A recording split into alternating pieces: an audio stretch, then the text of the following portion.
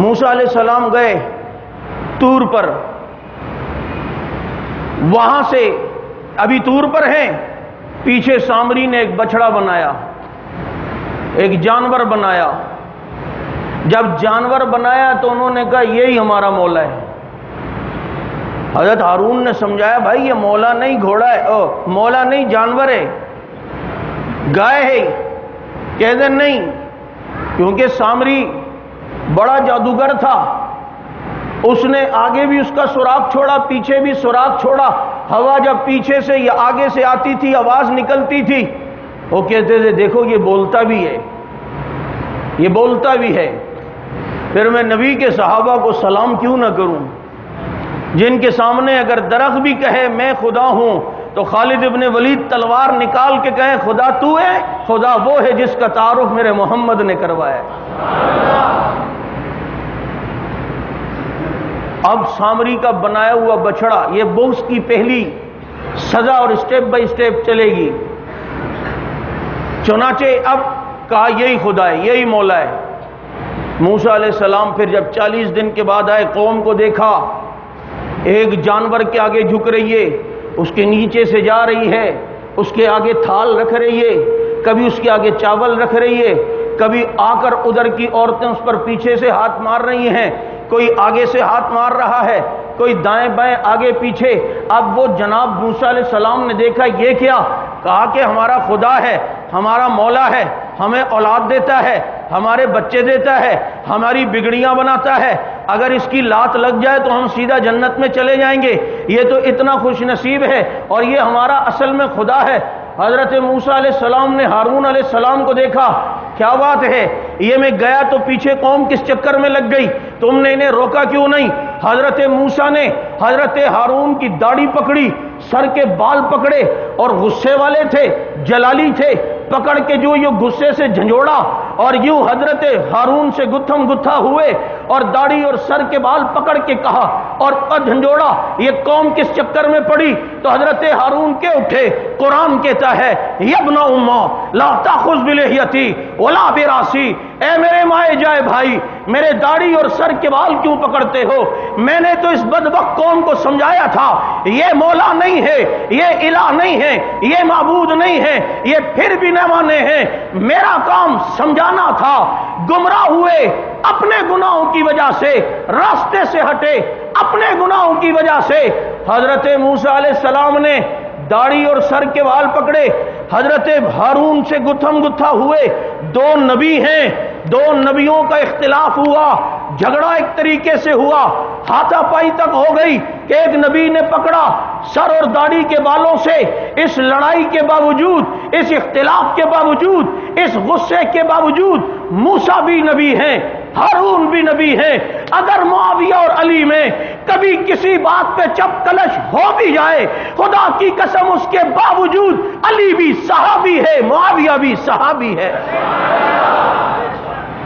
وہاں نبوت میں فرق نہیں آتا، یہاں صحابیت میں فرق ہو جاتا ہے، کبھی کبھی ایسا جھگڑا بن جاتا ہے۔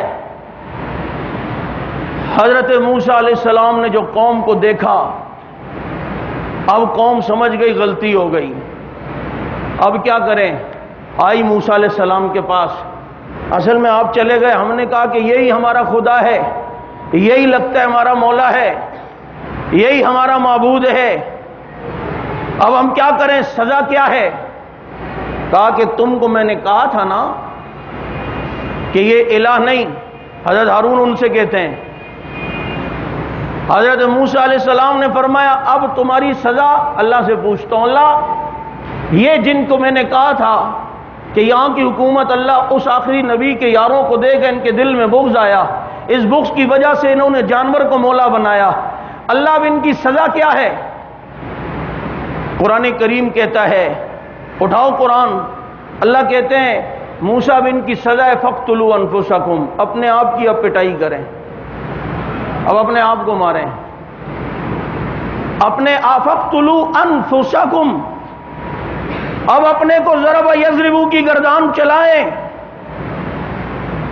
چنانچہ ہاتھوں میں خنجر لائے، تلوار لائے، زنجیریں لائیں، پتہ نہیں کیا کیا لائے، لا کے جب کھڑے ہوئے چلانے لگے آپس میں، اور پھر بچوں کو بھی مارنا تھا، انہوں نے اپنے رشتہ داروں کے سر پہ بھی مارنی تھی، خون نکالنا تھا، بچوں کو بھی نکالنا تھا سر سے خون، لیکن ڈر لگ رہا تھا کہ ایسا نہ ہو ہاتھ نہ رک جائے، تو روایتوں میں آتا ہے اللہ نے پورے ماحول کو کالا کر دیا، یعنی کہ وہاں اللہ نے بادل بھیج دیے، اندھیرا ہو گیا۔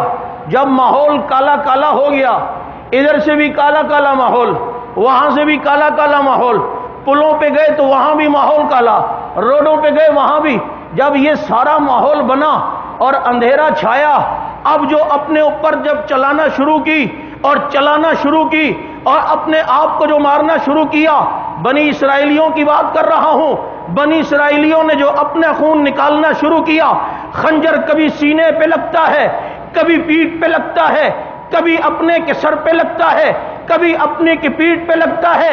وہ جو کہا تھا کہ اللہ یہاں کی حکمرانی آخری نبی کے یاروں کو دے گا، اب دل میں بغض آیا، اسٹیپ بائی اسٹیپ سزا ملی، جانور کو پوجا، اب جناب جانور کی پجاری کے بعد اب جناب کیا کیا، اس اپنے آپ کو پٹائی شروع کر دی، اور جب یہ پٹائی ہو رہی ہے، خالق کائنات اور تقدیر وہ کہہ رہی ہوگی ہنستے ہوئے کہ ہو جس دل میں وہ صدیق کا فاروق کا ہے، یہی بہتر وہ سینہ سدا پٹتا رہے۔ یہ سزا وہاں سے لگی اور چلی، اور بتایا کہ ان سے جس نے بغض رکھا، جنہوں نے نبی کو بھوک کے عالم میں بھی نہ چھوڑا، میں دنیا کو یہی سزا دوں گا جو بنی اسرائیلیوں کو ملی ہے۔ بنی اسرائیلیوں کو جو سزا ملی صحیح ملی تھی یا نہیں؟ بولو۔ جو پیشن گوئی موسیٰ علیہ السلام کر رہے ہیں، وہ تکمیل جو ہو رہی ہے کس کے دور میں؟ بولو، فاروق اعظم رضی اللہ تعالیٰ عنہ۔ کیا شان ہے سیدنا فاروق اعظم رضی اللہ تعالیٰ عنہ کی، کیا عظمت ہے۔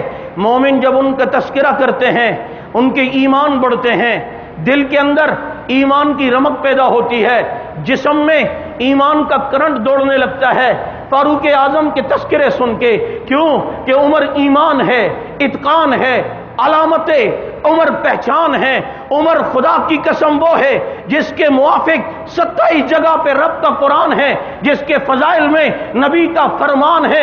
عمر حق ہے، عمر سچ ہے، عمر عدالت ہے، عمر انصاف کا نام ہے، عمر شجاعت کا نام ہے، عمر بہادری کا نام ہے، عمر تدبر کا نام ہے، عمر عظیمت کا نام ہے، عمر شان کا نام ہے۔ عمر شان ہے، ایمان ہے، قرآن ہے، حق ہے، سچ ہے۔ خدا کی قسم عمر حق ہے، جڑا نہ منے متے دی ساٹے۔ عمر ہے یا نہیں؟ عمر حق کے، بولو سارے عمر، عمر، عمر، جس کے بارے میں نبی فرمائے کہ عمر کی زبان پہ رب نے حق کو جاری کر دیا ہے، اللہ نے حق کو جاری کر دیا ہے۔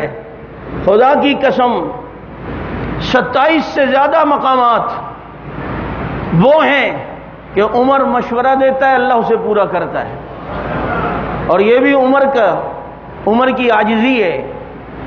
یہ نہیں کہا کہ وافقنی ربی، کہ میرے رب نے میری موافقت کی، نہیں، وافقت ربی، میں نے اپنے رب کی موافقت کی ہے، میں نے اپنے رب کی موافقت کی ہے۔ یہ عمر ہے جس نے کہا تھا اللہم بین لنا، شراب کے متعلق، کیونکہ شراب اسٹیپ بائی اسٹیپ حرام ہوئی ہے۔ پہلے نفرت ڈالی نماز کے ٹائم نہ جاؤ، شراب پی کے نماز کے لیے نہ جاؤ، پھر کہا کہ ہاں فائدہ بھی ہے لیکن نقصان زیادہ ہے۔ حضرت عمر کہتے ہیں اللہ وضاحت کر دے ذرا شراب کے بارے میں، بالکل واضح حکم بھیج دے۔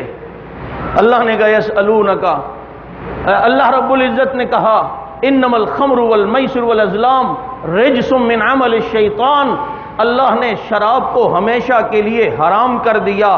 یاد رکھو کبھی بھی شرابی آدمی عمر سے محبت نہیں کرے گا، کیونکہ اس کا دانا پانی بند کیا ہے۔ جس نے بات بھی کرنی ہو تو شراب پی کے بیٹھے اور پھر گلا پھاڑے، بھلا وہ عمر سے محبت کر سکتا ہے؟ یہ عمر ہی کی تو غیرت تھی کہ اللہ کے نبی سے کہا پردہ ہونا چاہیے، پردے کا حکم آ گیا۔ اس کی تفصیل انشاءاللہ آج رات درس میں انشاءاللہ بتاؤں گا، امید ہے۔ تقریباً اس طرح 27-28 مقامات ہیں۔